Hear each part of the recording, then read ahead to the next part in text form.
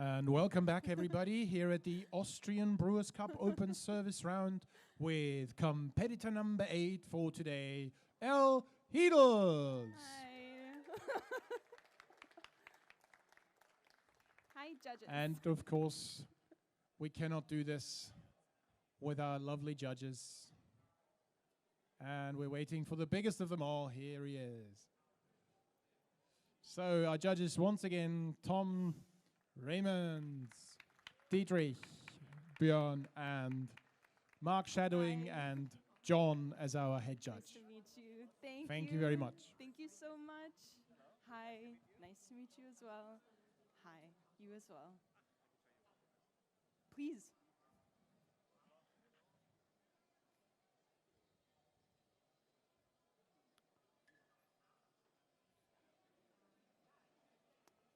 I'm glad you do too. Great. Ready? Great. Time. Hello, judges. Hello, audience. Hello, friends. My name is Elle. My pronouns are they, them, and I'm very excited to be here with you all today. It's my first competition, and I always wondered how long it would take me before I actually decided to do one of these. And needless to say, I'm glad today is the day because I have a lovely coffee to share with you all. I wondered for a while about how I would best present it to you, and I thought it would be fun and exciting to conduct a little experiment. So I decided that I would be trying to match the criteria, hit all of the points that I can, while still being authentic to the life of a daily barista, the movements, and the energy, I suppose. You've all been baristas before, so it won't surprise you that an event like this one feels quite prestigious and quite different from the daily life of a barista, but we're gonna see what happens. And I actually, funnily enough, booked my brew bar shift right before this, so I've already been making coffees for the last hour, so at least there's not a swarm of oat cappuccinos on their way, so we have some time to hopefully enjoy ourselves today. I'd like to start by introducing this coffee to you. It is near and dear to my heart because it was roasted by Zach and Todd at Williams & Johnson up in Leith, and it was the last place I worked when I was living in Scotland, and also the first place I worked where the knowledge of where this coffee comes from was not just knowledge, but also care, and they understood that it was their responsibility to do justice to the hard work that came before them, and that's not always a given. This specific coffee is a natural Costa Rican of the Esperanza varietal, which is a hybrid of the Caturra and the Ethiopia 531 varietals, which lead to a high cup potential, but also are very fungus resistant. And it comes from the Achiaris estate, which you're no doubt familiar with. It comes from the Turrialba region, located around 1,200 to 1,400 meters above sea level. And producing good coffee is not the only thing that they achieve here at this farm.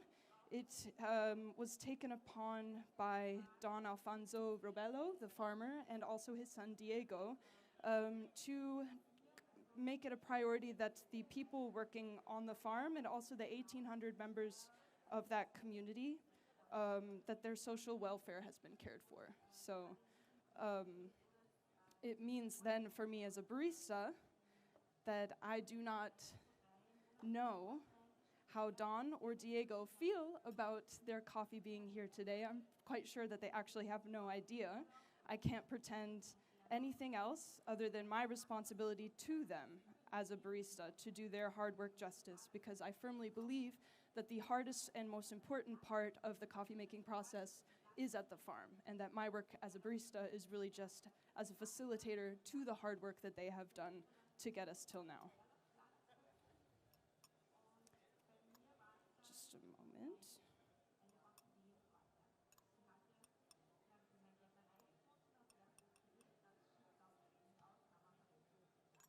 Perfect. Now this is also why I am using the AeroPress to brew, because it coincides with my belief that the less that I interfere with this coffee, the less baristaing I do to it, the better off this coffee will be. And it's not just because of the zero bypass or because it's my favorite, but it's also quite a simple operation I'm running here, not for nothing. I was trying my hardest to make sure that money, status, and ego have very little to do with this specific coffee, and that I'm just going to let it speak for itself. This is also why I'm using one scale, because that is all most baristas can afford. And I also believe that we don't really need more to brew 3 cups of coffee. And it's also why the water I'm using today is the water that's been provided to me, the Brita water just behind you. As much as I would have loved to try and match the mineral content of the water at the Achiatis estate, I do not have the financial means or knowledge to do so, though I'm sure someday that time will come.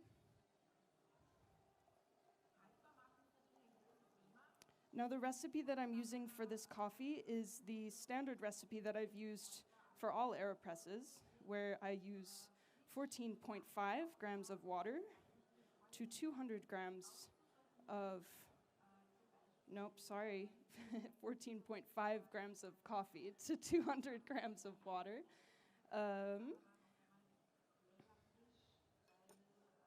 The water is approximately 96 degrees Celsius. And I let it sit for 55 seconds before I stir the coffee and then push at 60 seconds.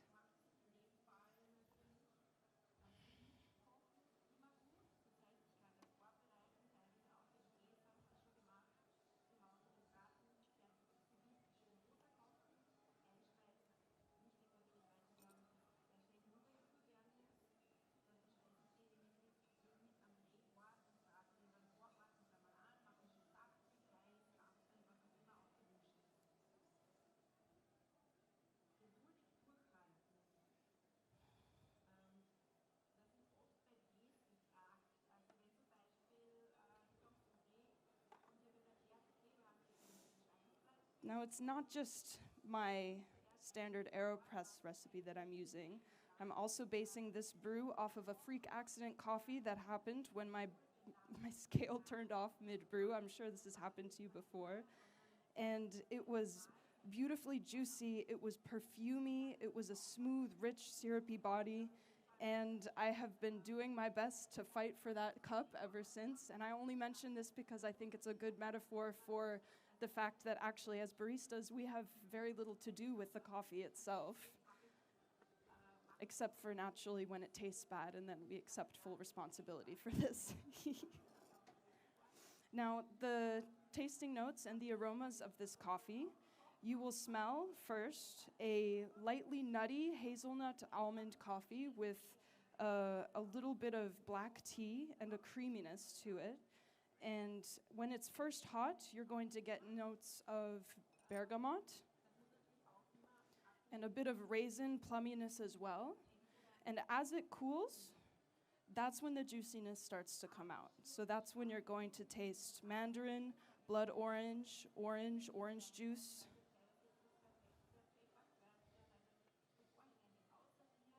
And the acidity remains comfortable throughout. It's a mellow intensity, mellow to medium, and it's, here you go, I'll just put that for you there. My favorite coffee to drink because it is able to be enjoyed at every single opportunity where a coffee can be drunk. It's very easy to drink and makes me happy. Now, I am very grateful for this opportunity to be here with you all, and I would like to emphasize that my role in this coffee is very small, and when it comes down to it, it was the work of the farmers that is the most important when it comes to tasting this coffee. You can drink it as you see fit. Time.